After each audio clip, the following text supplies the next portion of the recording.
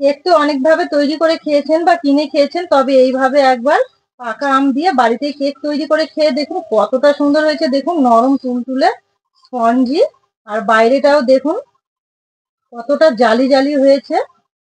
আমি হাত দিয়ে দেখিয়ে দিচ্ছি, এই যে দেখুন, আপনারা দেখে বুঝতেই পারছেন যে কেকটা কতটা সুন্দর হয়েছে।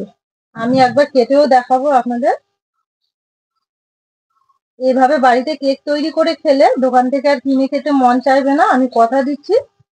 একবার তৈরি করে খেলে কিন্তু বারবার মন চাইবে এইভাবে কেক তৈরি করে খাওয়ার, এতটাই খেতে ভালো লাগে। এই যে দেখুন কতটা সুন্দর হয়েছে, ভেতরটা তো ড্রাই ফ্রুটে ভরা, খেতে অসাধারণ লাগবে। আর কতটা স্পঞ্জি হয়েছে দেখুন। আমার অনুরোধ রইলো এভাবে বাড়িতেই আমের কেক তৈরি করে খাওয়ার। নমস্কার বন্ধুরা, আপনাদের সবাইকে অনেক অনেক স্বাগত জানাই কাজলি ভিলেজ ফুড রান্নাঘরে। প্রতিদিনের মতো আবারও দুর্দান্ত একটা রেসিপি নিয়ে চলে এসেছি। আজকে খুবই সহজ ভাবে পাকা আম দিয়ে ড্রাই ফ্রুট ম্যাঙ্গো কেক তৈরি করে দেখাবো। খুবই সহজ ভাবে আপনারা একবার দেখাতেই তৈরি করে নিতে পারবেন। আর খেতে তো ভীষণ ভালো লাগে, বিশেষ করে বাচ্চারা খেতে খুবই পছন্দ করবে। প্লিজ আপনারা ভিডিওটা কোথাও না টেনে শুরু থেকে শেষ পর্যন্ত দেখতে থাকুন। আশা করছি আজকের রেসিপি আপনাদের অনেক বেশি ভালো লাগবে। ম্যাঙ্গো কেকের জন্য এখানে আমি 4টে আম নিয়েছি, তবে এতগুলো আম লাগবে না যেহেতু আমগুলো একটু ছোট। এবার আমের কাঁধগুলো বের করে নেবো কেটে, আমগুলো আমি ভালো করে ধুয়ে নেব। এই আমগুলো আমাদের গাছের, দেখুন কতটা পাকা আর হলুদ টকটকে করছে। আমগুলো কিন্তু বেশ মিষ্টি। এইভাবে কেটে নেব, স্লাইস করে কেটে নেওয়ার পর আমের কাপটা বের করে নেব।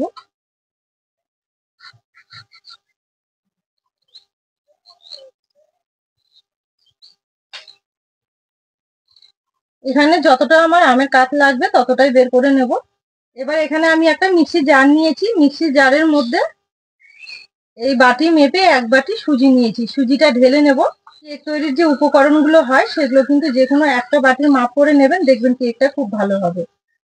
আজকে আমি এই বাটির মাপ করেই নেব সম্পূর্ণ উপকরণ। প্রথমে আমি সুজিগুলো একটু মিক্সিতে ঘুরিয়ে গুঁড়ো করে নেব। এই যে দেখুন গুঁড়ো করে নিয়ে এসেছি। আর একটু খসখসে ভাব রয়েছে, কোনো অসুবিধা নেই। খুব একটা যে গুঁড়ো করে নিতে হবে তাও কিন্তু না, একটুখানি টাইম ঘুরিয়ে নিলেই হবে।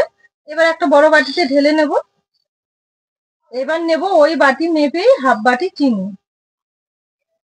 আর এই চিনির মধ্যেই নিয়ে নেব আমের পাল্প গুলো, যতটা লাগবে আমি এখানে নিয়েছি। আমের রস রয়েছে যার জন্য কিন্তু কোনো রকমের জল ব্যবহার করা যাবে না। এবার এগুলো আমি খুব ভালো করে পেস্ট তৈরি করে নেব। দেখুন খুব সুন্দরভাবে একটা পেস্ট তৈরি করে নিয়েছি। এবার আমি এই সুজির মধ্যেই ঢেলে নেব আমের পেস্টটা। এবার ওই বাটি মেপেই দেবো হাফ বাটি টক দই, আর দেবো হাফ বাটিরও কম দুধ। দুধটা এখানে খুব ভালো করে জাল করে ঘন করে নেওয়া আছে। আর দেবো সামান্য একটু এলাচ গুঁড়ো, খুব সুন্দর একটা ফ্লেভার আসবে তাহলে। আর কেকটা খেতেও খুব ভালো লাগবে। এবার দেবো সামান্য পরিমাণে লবণ। এবার সবকিছু একসঙ্গে খুব ভালো করে মিশিয়ে নেব। উপকরণের মাপগুলো যদি সঠিক রাখা যায় তাহলে কিন্তু কেকের ব্যাটারটা একদম পারফেক্ট ভাবে রেডি হবে। আর কেকের ব্যাটার কিন্তু সব সময় একদিক করে এইভাবে ঘুরিয়েই রেডি করে নেবেন, তাহলে দেখবেন কেকটা কিন্তু খুবই সুন্দর তৈরি হবে। স্পঞ্জি জালিদার হবে, খেতেও ভালো লাগবে, দেখতেও অনেকটা সুন্দর হবে। এবার এখানে আমি খুব ভালো করে কেকের ব্যাটারটা ফেটিয়ে নিয়েছি সবকিছু একসঙ্গে। এবার এর মধ্যে আরো কিছু উপকরণ মেশাবো। যেহেতু কেকটা আমি ড্রাই ফ্রুট দিয়ে করছি, তার জন্য এখানে কিছু ড্রাই ফ্রুট নিয়েছি, কিশমিশ আর কাজু নিয়েছি ছোট করে কেটে। এবার এগুলো আমি দেবো, তো দেওয়ার আগে সামান্য একটু ময়দা নিয়েছি, ওই ময়দাটা এই ড্রাই ফ্রুটের উপর দিয়ে দেবো। দেওয়ার পর এইভাবে একটু নেড়ে চেড়ে নেবো, তাহলে এই ড্রাই ফ্রুট গুলো কেকের সব সব জায়গায় ছড়িয়ে থাকবে, খেতেও খুব ভালো লাগবে, দেখতেও অনেকটা সুন্দর হবে। অবশ্যই ড্রাই ফ্রুট দেওয়ার সময় এইভাবে একটু ময়দা দিয়ে দেবেন। এবার এগুলো দিয়ে দেবো ব্যাটারের মধ্যে। দেওয়ার পর আবার একটু ভালো করে ফেটিয়ে নেব। এখানে আমি কাজু আর কিশমিশ দিয়েছি, আপনারা এখানে যে কোনো ড্রাই ফ্রুট ব্যবহার করতে পারেন, আবার ড্রাই ফ্রুটের জায়গায় টুটি ফুটিও ব্যবহার করতে পারেন, সেক্ষেত্রেও খুব ভালো হবে। সবকিছু দেওয়ার পর আবারও খুব ভালো করে ফেটিয়ে নিয়েছি। আবারও এখানে আমি কিছু উপকরণ মেশাবো। একটা বাটিতে 2 চামচের মতো দুধ নিয়েছি। এবার দুধের মধ্যে হাফ চামচ দেবো বেকিং পাউডার আর হাফ চামচ দেবো বেকিং সোডা। এবার এই দুটো উপকরণ খুব ভালো করে দুধের সঙ্গে মিশিয়ে নেব। এই যে দেখুন একদম একটা ক্রিমের মতো তৈরি হয়ে গেছে। এবার এটা আমি এই কেকের ব্যাটারের মধ্যে দিয়ে দেব। দেওয়ার পর ব্যাটারটা আবারও খুব ভালো করে মিশিয়ে নেব। বেকিং পাউডার আর বেকিং সোডা দেওয়ার ফলে দেখুন ব্যাটারটা আবার একটু ঢিল হয়েছে। এইভাবেই কিন্তু কেকের ব্যাটার তৈরি করে নিতে হবে, খুব একটা ঢিলও না আবার খুব একটা টাইটও না। এখানে সম্পূর্ণ উপকরণগুলো খুব ভালো করে মিশিয়ে নিয়েছি। আর যেহেতু এখানে আমি আজকে সুজিটা মিক্সিতে গুঁড়ো করে নিয়েছি, তার জন্য কিন্তু ব্যাটারটা কোনো রকমের রেস্টে রাখার দরকার নেই। এবার সরাসরি আমি যে বাটিতে কেকটা তৈরি করব সেই বাটিটা রেডি করে ব্যাটারটা ঢেলে নেব। বাটিতে করে আজকে কেক তৈরি করব, তার জন্য বাটিতে সামান্য একটু 2-3 ফোঁটা সাদা তেল দিয়ে দেব। তেলটা ভালো করে বাটির গায়ে লাগিয়ে নেব। বাটির গায়ে তেল আমি খুব ভালো করে লাগিয়ে নিয়েছি। এবার এখানে একটা কলা পাতা নিয়েছি পরিষ্কার করে, বাটির মাপে কেটে নিয়েছি। এবার কলা পাতাটা বাটির মাঝখানে দিয়ে দেবো। আপনারা কিন্তু খাতার পেজও কেটে নিতে পারেন এইভাবে। এবার সমান করে কলা পাতাটা বিছিয়ে নেওয়ার পর কলা পাতার ওপরে একটুখানি তেল লাগিয়ে নেব। এইভাবে একটু তেল কলা পাতাতেও লাগিয়ে নিতে হবে, তাহলে দেখবেন কেকটা খুব তাড়াতাড়ি বাটি থেকে ছেড়ে আসবে। এবারে এই ব্যাটারটা বাটির মধ্যে ঢেলে দেবো।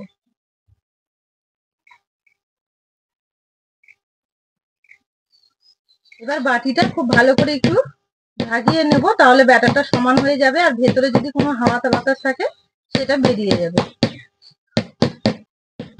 এখানে ব্যাটার কিন্তু আমার রেডি হয়ে গেছে। এবার কেকটা ব্রেড হতে দেবো। ব্রেড করে নেওয়ার জন্য আগে থেকে উনুন জেলে কড়াই বসিয়ে বালি গরম করতে দিয়েছি। এবার বালির ওপরে একটা স্ট্যান্ড বসিয়ে দেবো সমান করে। এবার ব্যাটারের বাটিটা মাঝখানে বসিয়ে দেবো।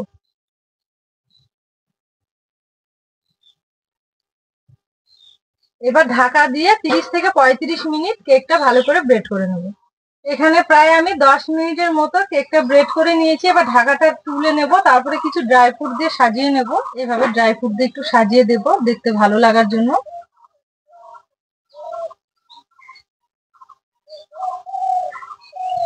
এবার মাঝখানে একটা চেরি বসিয়ে দেবো এইভাবে। আবারও ঢাকা দিয়ে 20 থেকে 25 মিনিট ভালো করে ব্রেড করে 35 মিনিট পর ঢাকা তুলে দেখে নেব। এই যে দেখুন কেকটা কত সুন্দরভাবে হয়ে গেছে। হাত দিয়ে দেখিয়ে দিচ্ছি, এই যে দেখুন একদম নরম স্পঞ্জি হয়েছে। কাঠিতে গেঁথে এইভাবে দেখে নিতে হবে। এই যে দেখুন কাঠির গায়ে কিছু লেগে নেই, একদম পরিষ্কার এসেছে, তার মানে কেকটা খুব ভালো মতো ব্রেড হয়ে গেছে। এখানে ঘড়ির কাঁটা ধরে আমি 35 মিনিটই কিন্তু কেকটা ব্রেড করে নিয়েছি। এবার নামিয়ে নেব, খুব সাবধানে সাঁড়াশি ধরিয়ে এইভাবে নামিয়ে নিতে হবে। নামিয়ে নেওয়ার পর পুরোপুরি কেকটা ঠান্ডা করে নেব, তারপরে বাটি থেকে ছাড়িয়ে নেব। এই যে দেখুন কেকটা আমি এখানে পুরোপুরি ঠান্ডা করে নিয়েছি। আর ঠান্ডা করে নেওয়ার কারণেই কিন্তু বাটি থেকে খুব সুন্দরভাবে আপনি ছেড়ে এসেছে। দেখুন এবার একটা আমি প্লেটের মধ্যে এইভাবে উপুর করে দেব। এই যে দেখুন কত সুন্দরভাবে ছেড়ে এসেছে। কলার পাতাটা কিন্তু বাটিতেই রয়ে গেছে। এই যে দেখুন আর কতটা সুন্দর হয়েছে, দেখুন কালারটা শুধু দেখুন। সত্যি কোনো রকমের ডিম বা কোনো রকমের কেমিক্যাল ছাড়াই যদি এত সুন্দর কেক বাড়িতে তৈরি করে নেওয়া যায়, তাহলে কিন্তু আর দোকান থেকে কিনতে হবে না। কতটা সুন্দর হয়েছে দেখুন, একদম নরম তুলতুলে আর চারিদিকে দেখুন একদম স্পঞ্জি হয়েছে। দেখতে অসাধারণ, খেতেও কিন্তু দুর্দান্ত লাগবে। তাহলে বন্ধুরা দেখলেন আজকে আমি আম দিয়ে ড্রাই ফ্রুট কেকটা কিভাবে তৈরি করে নিলাম। আপনারাও এইভাবে তৈরি করবেন। আম দিয়ে তো অনেক কিছু তৈরি করে খাওয়া যায়, আবার মাঝে মধ্যে দেখবেন এইভাবে কেক তৈরি করে খেলেও কিন্তু ভীষণ ভালো লাগবে। বাড়ির ছোট থেকে বয়স্করা সবাই খেতে তো খুবই পছন্দ করবে। আবার হঠাৎ করে আত্মীয় স্বজন এলে কিন্তু বাড়িতেই আপনারা একদম দোকানের মতো স্পঞ্জি জালিদার কেক বাড়িতেই তৈরি করে নিতে পারবেন। আত্মীয় স্বজন খেয়ে তো খুবই প্রশংসা করবে আর জানতে চাইবে যে কি করে তৈরি করা হয়েছে। এতটাই খেতে ভালো লাগে। আমার এই রেসিপিগুলো যদি আপনাদের ভালো লেগে থাকে, তাহলে অবশ্যই কাজলি ভিলেজ ফুড চ্যানেলটি একবার সাবস্ক্রাইব, লাইক, শেয়ার করবেন। আর পাশে থাকা বেল আইকনটি ক্লিক করবেন আমার নিত্য নতুন রেসিপিগুলো পাওয়ার জন্য। আর ফেসবুক পেজ থেকে দেখলে পেজটা অবশ্যই একবার ফলো করবেন। আজকে রেসিপিটা এখানেই শেষ করলাম। সবাই খুব ভালো থাকবেন, সুস্থ থাকবেন। আবার দেখা হবে নতুন রেসিপি নিয়ে।